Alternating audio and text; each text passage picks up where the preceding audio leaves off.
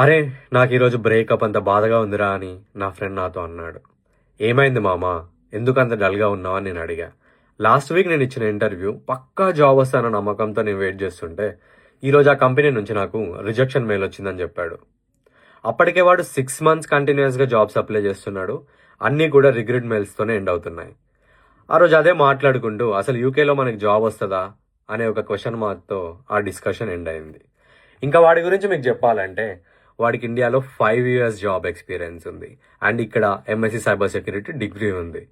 MS చేసేటప్పుడు part టైమ్‌గా job చేసిన, దాని తర్వాత ఆ పార్ట్ టైమ్‌ని ఫుల్ టైమ్‌కి కన్వర్ట్ అయ్యి 4 డేస్ ఏ వీక్ నైట్ షిఫ్ట్స్‌లో వర్క్ చేస్తూ, డే టైమ్‌లో కుకింగ్, క్లీనింగ్, వాషింగ్ ఇవన్నీ మేనేజ్ చేస్తూ, జాబ్స్ అప్లై చేస్తూ, అలానే వచ్చిన ఇంటర్వ్యూస్ అటెండ్ అవుతూ, వాటికి ప్రిపేర్ అవుతూ, ఆ రిజెక్షన్స్‌ని ఫేస్ చేసి, ఫైనల్లీ ఆ డిస్కషన్ తర్వాత 2 మంత్స్‌కి వాడికి జాబ్ వచ్చింది.